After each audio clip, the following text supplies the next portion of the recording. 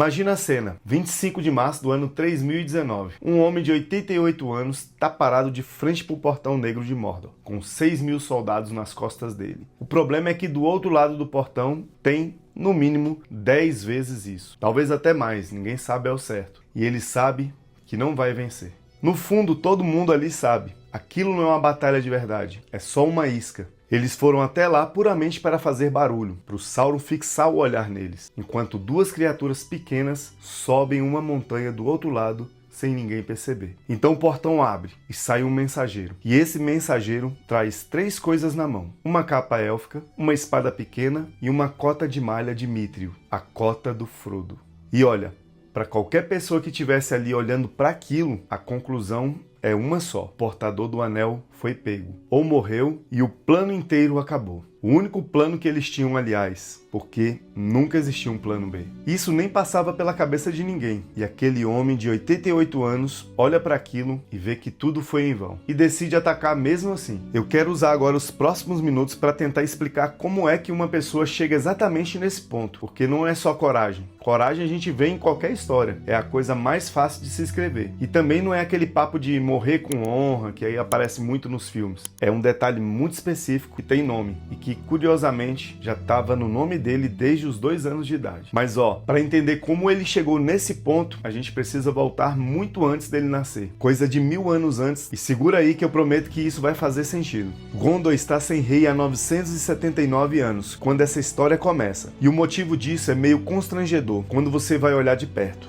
Existiam 2 grandes reinos dos homens do oeste, Gondor, lá no sul, que todo mundo conhece, e Arnor, no norte, que quase ninguém lembra que existiu. E Arnor caiu, só que não caiu numa batalha, o que pelo menos daria alguma dignidade para a coisa. O reino foi desmontado, peça por peça, ao longo de séculos, por um inimigo com uma paciência que me dá arrepios toda vez que eu paro para pensar nisso. Quem fez isso foi o Rei Bruxo, e ele fundou um reino inteiro lá no extremo norte, só para essa finalidade. Não para conquistar território, presta atenção, mas para desmontar o inimigo. E aí ele passou séculos dividindo, enfraquecendo, esperando, atacando no inverno quando as estradas estavam ruins e recuando quando convinha. Nisso, Arnor rachou em 3 reinos menores. Os 3 foram ficando frágeis e, um por um, foram apagados do mapa. E é assim que a gente chega no ano 1975 da Terceira Era. Nesse ano, o último rei do norte, chamado Arvedui, foge lá para o extremo norte do mundo e morre num naufrágio,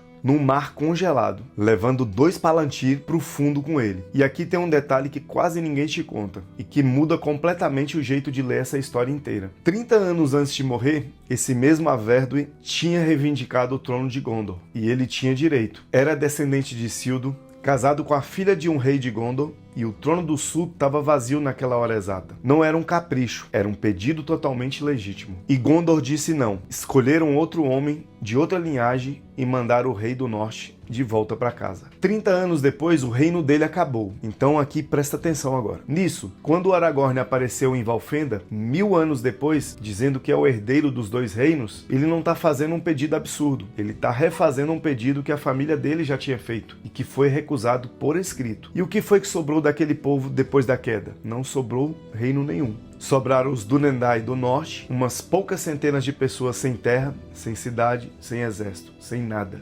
Eles pararam de se chamar de reis, passaram a usar o título de capitães, que é o que você usa quando chefia um povo que já não tem mais nada para governar além de si mesmo. E aí eles passaram os 1000 anos seguintes, eles patrulhavam, ficavam ali vigiando as fronteiras do condado, as estradas em volta de Bree, os caminhos vazios de Eriador à noite, no frio, sem farda, sem pagamento, e o mais impressionante, sem que uma única pessoa da que eles estavam protegendo soubesse que aquilo estava acontecendo. E os hobbits, quando viam um deles chegando, saíam correndo, atravessavam a rua. Agora vamos falar da família. E tem uma cena no apêndice A que, olha, eu ia dizer que é a mais bonita do livro, mas como eu falo isso de umas 5 partes diferentes, digamos que tá no páreo. E ela acontece antes mesmo do Aragorn existir. O pai dele, Arathorn, quer casar com uma moça chamada Gilraen. Ela era bem nova pro padrão daquele povo. Tinha uns 20 e poucos anos, sendo que eles costumavam viver 150. E o pai dela é totalmente contra. O nome dele é Dirael. E o argumento dele é frio, calculista e corretíssimo. Os tempos estão ficando sombrios, o Arathorn é um homem marcado e se ela casar, vai ficar viúva muito cedo. E ele estava certo. Aliás, é exatamente o que acontece. O velho leu a situação melhor que qualquer um ali. Só que a mãe dela discorda e o argumento dela vem de outro lugar, porque ela tinha aquele dom pesado de enxergar coisas que ainda não aconteceram. O nome dela é Ivolwen. O que ela diz, e eu vou parafrasear aqui, porque não lembro a frase exata de cabeça, é mais ou menos o seguinte, que justamente porque os dias estão escurecendo, é que eles precisam casar agora. Porque se eles casarem, pode nascer uma esperança para o povo deles. E se eles esperarem,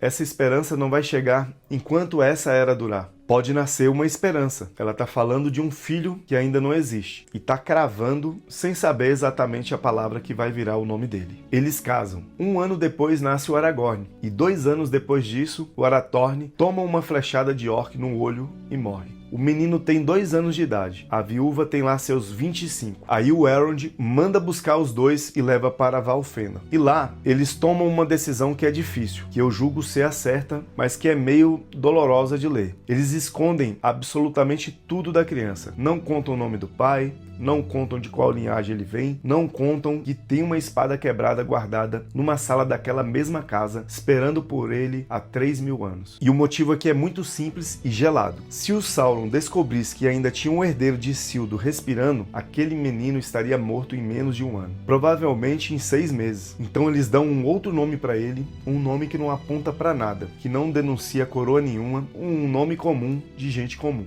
Estel, esperança. E aqui eu preciso parar a história um pouquinho, porque essa palavra não é bem o que parece. O Tolkien inventou línguas inteiras. Ele fazia isso com um cuidado que, sinceramente, beira o patológico. Ele não escolheria uma palavra porque achava o som bonito. Ele construía a raiz, a derivação fonética, a evolução histórica, o empréstimo de um povo para o outro, tudo. Ele criou 2 palavras diferentes para esperança e escreveu um texto inteiro só para explicar o porquê. A primeira é Andi, traduzindo por cima, quer dizer algo como olhar para cima. Essa é a esperança que tem um ponto de apoio. É quando você olha a sua situação, examina o que já aconteceu no passado, faz a conta na cabeça e conclui. Tem chance de melhorar. É a esperança baseada em evidência. E é exatamente isso que a gente quer dizer quase sempre quando fala eu tenho esperança. A gente está dizendo que lê o cenário que o saldo deu positivo. A segunda é Estel. E Estel não se apoia em nada. O texto define mais ou menos assim. É confiança. E ela não nasce da experiência. Não nasce de ficar calculando probabilidade. Não nasce de olhar para o mundo e concluir que a coisa tende a dar certo. Ela nasce de outro lugar. Da convicção de que a criação tem um autor. E de que esse autor não vai permitir que o desenho dele seja frustrado por completo. Estel é o que sobra depois que Andi acaba. E se você é cristão, você já reconheceu, né? Porque isso é a definição literal da virtude teologal da esperança. Não é uma coincidência. E não sou eu forçando aqui uma barra na leitura. O Tolkien sabia exatamente o que ele estava construindo. E também não é otimismo. Essa diferença é super importante e quase sempre se perde hoje em dia. Otimismo é uma leitura de probabilidade. Eu acho que vai dar certo. Já a esperança teologal é um negócio que continua funcionando depois que a matemática já disse não. E disse não com todas as letras.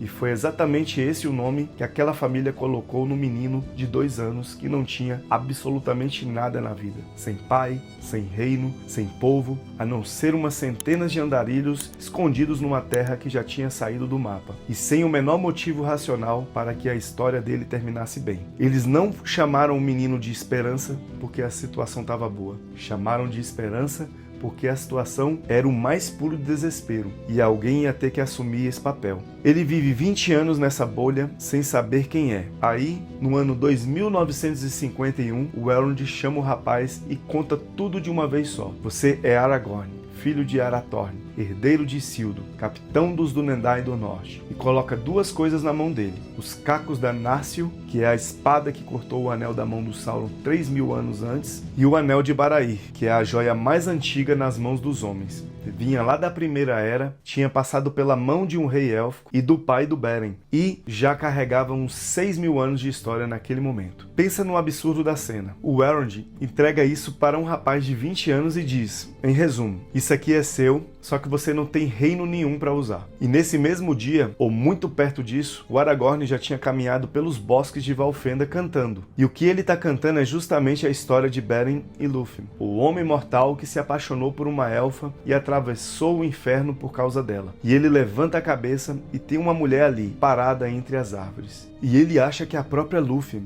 Ele literalmente chama ela de Tinúvel, que era o nome que o Beren usava. Imagina o constrangimento. Não era, claro, era Arwen, filha do Elrond, que tinha acabado de voltar de uma temporada lá em Lothlórien. E ela tinha, na época, uns 2.700 anos a mais de idade que ele. E olha, isso não é só um romance, isso é uma estrutura narrativa, porque a história do Beren e da Lúthien acaba com uma elfa imortal abrindo mão da própria imortalidade por causa de um homem mortal. E o Aragorn acabou de cantar isso, e acabou de dar de cara com a mulher que vai fazer exatamente a mesma coisa por ele. Ele só não sabe ainda, e isso vai importar muito lá pro final do vídeo. Então, guarda aí, certo? Agora a gente entra na jornada do herói, porque você provavelmente já deve ter visto esse assunto em algum canal e eu queria fazer um ponto diferente. Tem aquele modelo clássico de narrativa que se aplica a quase toda a história do herói. Mundo comum, chamado à aventura, recusa do chamado, mentor, travessia, provocações, descida, morte simbólica, retorno. E o Aragorn se encaixa nisso quase perfeitamente. Valfenda é o mundo comum.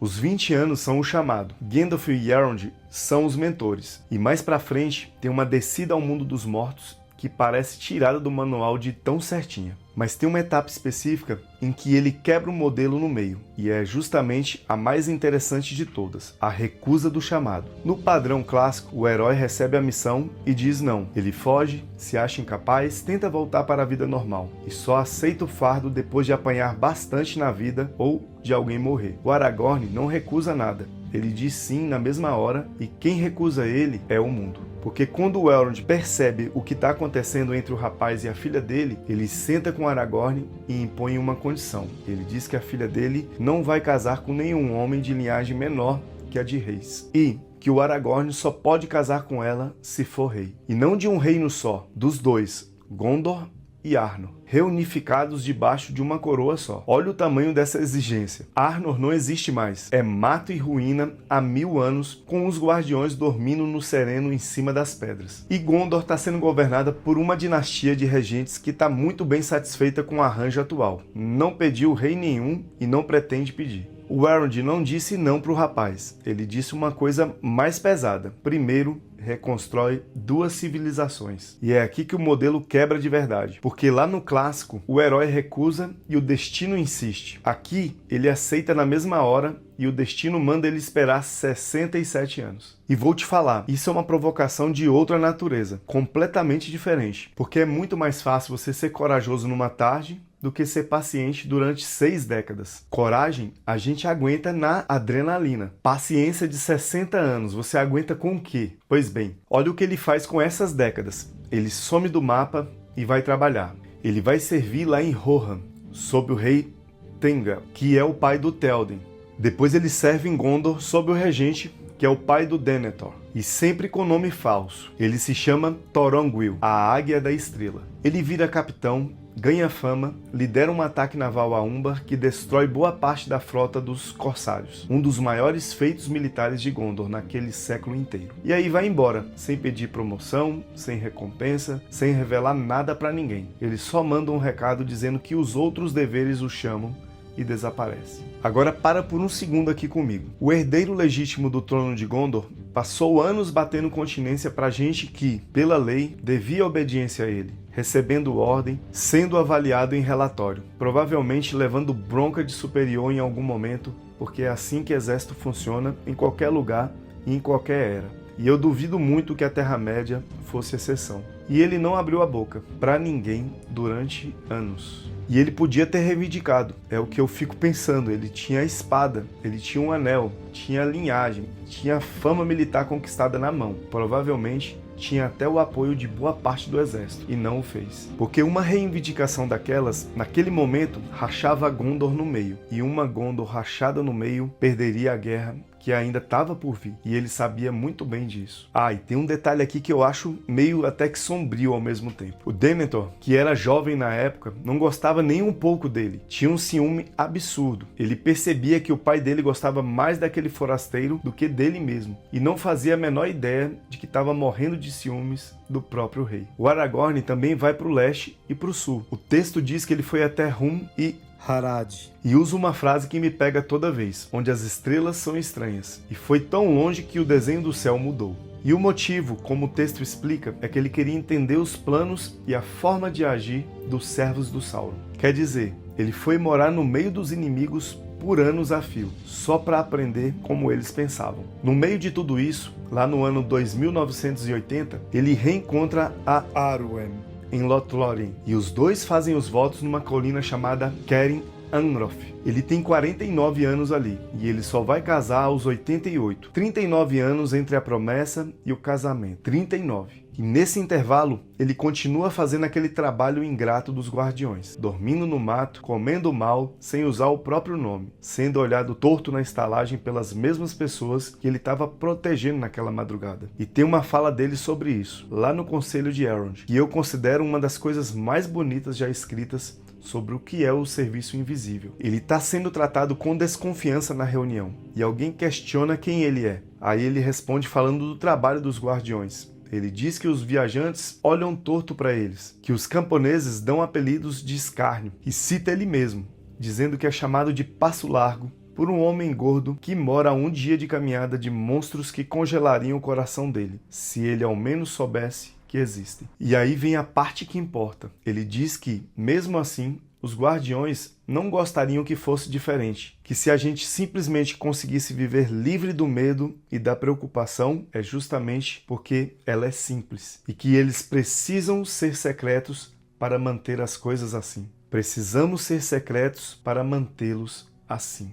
Olha, não tem um pingo de amargura ali. Não tem cobrança, não tem aquele ressentimento de um dia vocês vão me dar valor. Ele acha correto que ninguém saiba. Ele entende que é assim que tem que ser. Aliás, abrindo aqui um parêntese que não tem nada a ver com Tolkien. Isso me faz pensar na dificuldade imensa que a gente tem hoje de fazer qualquer coisa boa sem que alguém fique sabendo. E eu me incluo nisso, tá? Eu não sei se eu aguentaria 60 anos calado. Sinceramente, eu não sei se eu aguentaria 6 meses. Enfim, fechando o parênteses, mas isso ficou na minha cabeça enquanto eu escrevia. Tem um detalhe nessa parte da vida dele que rasga o coração e que quase nunca é contado. A mãe dele envelheceu, ela era humana, e os Dúnedain viviam muito, mas nem de longe o tanto que o filho dela ia viver, o que é uma coisa cruel de se pensar. Ela morou em Valfenda por décadas, depois voltou para o próprio povo e foi ficando velha, e foi ficando triste. E no ano de 3007, exatos 12 anos antes de tudo acontecer, ele foi visitar a mãe. Ela estava morrendo. Ele tentou consolar, falou de esperança, disse que talvez ainda desse tempo, aquelas coisas que a gente fala quando não tem solução na mão e precisa quebrar o silêncio. E ela olhou para ele e respondeu com uma frase só, em élfico. E a tradução da frase é a seguinte: eu dei esperança aos Dúnedain e não guardei esperança nenhuma para mim. Isso aqui é um jogo de palavras devastador com o nome dele. E eu te garanto, essa é a coisa mais triste de todo o apêndice A. Esperança para o povo dela. Literalmente, ela pariu, criou e entregou aquele menino para o mundo, abrindo mão dele para Valfenda quando ele tinha só 2 anos de idade. E morreu 12 anos antes de qualquer coisa dar certo. Ela nunca viu a coroa na cabeça dele, nunca soube que o sacrifício dela valeu a pena. Certo, agora decida. Toda jornada de herói clássica tem um momento em que o protagonista desce ao mundo dos mortos. E isso é antiquíssimo.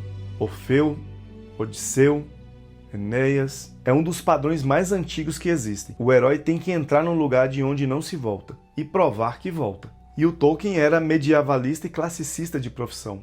Ele sabia milimetricamente o que ele estava construindo quando escreveu Os Caminhos dos Mortos. O contexto ali é o seguinte: na Segunda Era, um povo das montanhas jurou lealdade pro Isildur. Mas quando a guerra estourou, eles não apareceram. Eles tinham adorado o Sauron nos anos escuros e não tiveram coragem de marchar contra ele na hora decisiva. O Isildur olhou para eles e jogou uma maldição. Disse que eles não teriam descanso até cumprirem o juramento. Eles morreram e não descansaram. Ficaram 3.000 anos como sombras dentro de uma montanha só esperando alguém que tivesse o direito de cobrar aquela dívida. E o Aragorn entra lá, desce por uma passagem que ninguém tem coragem de atravessar, no escuro, com os cavalos em pânico e os companheiros suando frio de medo, e lá, na saída, ele chama os mortos e diz que veio cobrar, e eles vêm. E aqui o que me interessa não é a cena de terror, que é muito boa, mas é só cena de terror. O que me fascina é o que ele faz logo depois. Quando eles cumprem o combinado, quando a frota dos corsários é tomada e o caminho para Minas Tirith está aberto, o Aragorn podia muito bem ter mantido aquele exército. Um exército de mortos que espada nenhuma consegue ferir, que não cansa, não come, não desobedece, não deserta e não reclama. E ele tinha o direito, eles eram dele, pela lei da maldição. E ele liberta todo mundo, diz que o juramento está pago e manda eles irem embora descansar. Ele simplesmente dispensou a arma mais poderosa que já esteve na mão de qualquer comandante daquele mundo, no meio da guerra, por causa de uma promessa feita a mortos que não teriam como cobrar coisa nenhuma dele. E é isso que traz a gente de volta para onde esse vídeo começou. Portão Negro, 25 de março, 6.000 homens contra o que sobrou do exército de Mordor. E o mensageiro ele sai sorrindo, trazendo a cota de Mithril do Frodo.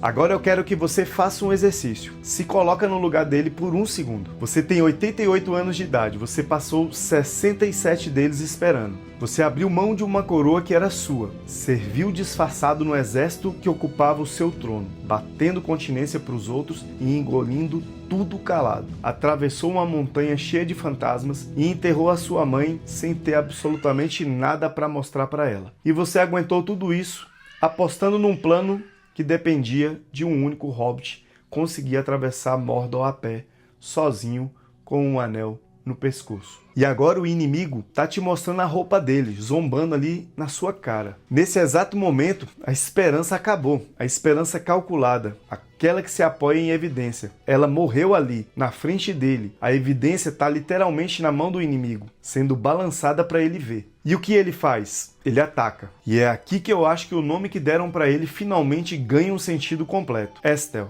Não é achar que o final vai ser feliz. Ele não achava que ia dar certo. Ele olhou para aquela cota de malha e provavelmente concluiu que o Frodo estava morto, porque é o que qualquer pessoa em juízo perfeito também concluiria. Estel é você continuar fazendo o que é certo, mesmo depois que a conta deu prejuízo. É confiar que a história tem um autor, mesmo quando o capítulo que você está vivendo não faz o menor sentido. O Elrond carimbou esse nome num bebê de 2 anos, e 86 anos depois, aquele homem honrou exatamente o que o nome dizia, no pior dia possível, olhando a prova material do próprio fracasso nos olhos. O que acontece logo em seguida é rápido e você já conhece. O anel é destruído, a torre desaba, o exército de Mordor entra em colapso no campo, mas eu quero pular para o que vem depois, porque é no pós-guerra que o personagem se define de vez. O Aragorn tinha acabado de vencer a maior batalha da Era, chegou com os navios, arrebentou o cerco e salvou a capital de Gondor, que ia virar cinza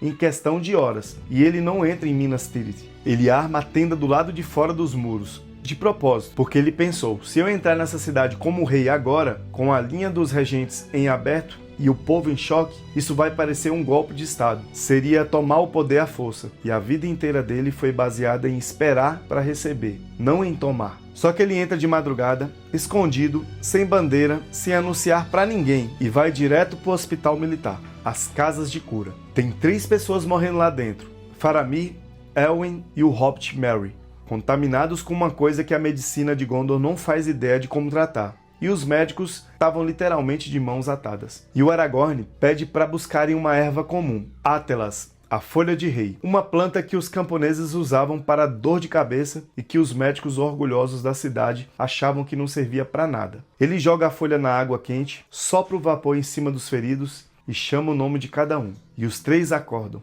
E sabe quem reconhece o rei primeiro? Não é general, não é conselheiro, não é ninguém da nobreza. É uma enfermeira velha, uma mulher do povo chamada Loreth. Ela lembra de um ditado que gente simples guardou na memória, mas que os sábios já tinham esquecido há séculos. E o ditado diz o seguinte: as mãos do rei são mãos de curador.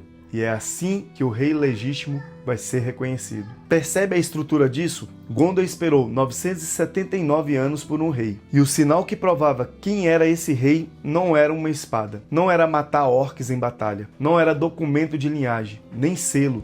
nem árvore genealógica, era a capacidade de curar alguém. E essa notícia se espalha pela cidade antes de qualquer político decidir alguma coisa. Quando o sol nasce, Minas Tirith inteira já sabe que o rei voltou. Não porque teve votação no conselho, porque 3 pessoas que iam morrer abriram os olhos. E isso bastou. E aí na cerimônia de coroação ele faz a última coisa que eu queria te contar sobre a jornada dele. O Faramir carrega a coroa e oferece para ele, e o Aragorn não pega. Ele pede, com toda a humildade, que o Frodo leve a coroa até ele, e pede para o Gandalf colocar a coroa na cabeça dele, e solta uma frase, de que foi pelo trabalho e pela coragem de muitos que ele chegou até a herança dele, e é aqui que ele quebra de vez com a jornada do herói. No modelo antigo, na mitologia pagã, o herói termina tomando o prêmio. Ele conquista, ele arranca com as próprias mãos, ele senta no trono, porque provou o que merece. E o atestado de mérito é a força. É assim em quase toda a mitologia que eu conheço. O Aragorn não toma, ele recebe. Ele fica parado, de pé, enquanto um hobbit carrega o peso da coroa e um mago coloca na cabeça dele. E essa diferença não é só um estilo de escrita, é uma visão de mundo completamente diferente. É uma outra ideia sobre o que poder e autoridade significam. E isso esbarra num tema em que eu sei que interessa a muita gente aqui no canal e que eu quero tocar com bastante cuidado. O Tolkien era um católico fervoroso, praticante, devoto, de ir à missa quase todo dia por boa parte da vida. Ele atribuía a própria fé à mãe dele, que se converteu. Foi escorraçada pela família por causa disso e morreu muito nova. Para ele, a mãe tinha sido uma espécie de Marte. Isso tá na obra dele. É impossível esconder. Mas o jeito como ele fez isso é muito mais sutil e interessante do que costumam dizer por aí. Ele mesmo explicou isso numa carta que mandou para um padre amigo dele.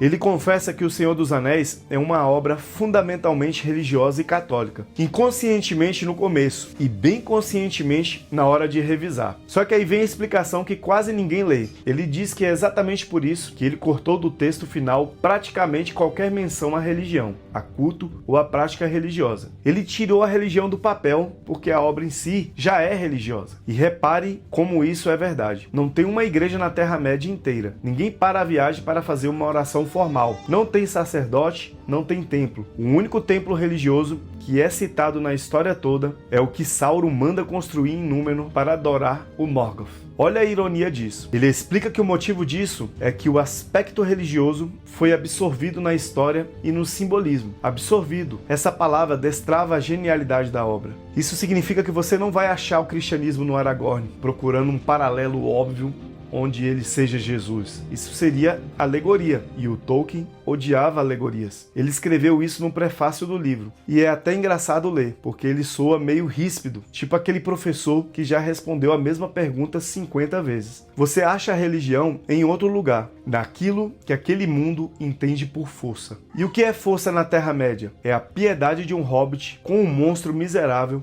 que acaba salvando o mundo 60 anos depois. O sacrifício não pode ser imposto por divindade nenhuma, tem que ser aceito de livre vontade. O mago mais sábio de todos se recusa a pegar o poder para consertar o mundo, porque ele sabe que o poder corrompe. E claro, o Rei Supremo sendo atestado não pela violência, mas porque tem mãos que curam, e recebendo a coroa do menor de todos ali. Nenhuma dessas cenas cita um único versículo da Bíblia, mas, juntas, todas elas formam a estrutura de um catecismo. É isso que a palavra absorvido significa. Não é uma mensagem religiosa colada por cima da história. É a história sendo construída por alguém para quem aquilo era simplesmente o jeito que o mundo funciona. E para fechar esse ensaio, a gente precisa falar da última coisa, que é a parte mais densa e que eu deixei para o final de propósito. Porque o Tolkien repetiu várias vezes uma coisa que deixa muito fã casual surpreso. Ele dizia que o tema principal do Senhor dos Anéis não é a corrupção do poder, não é a guerra,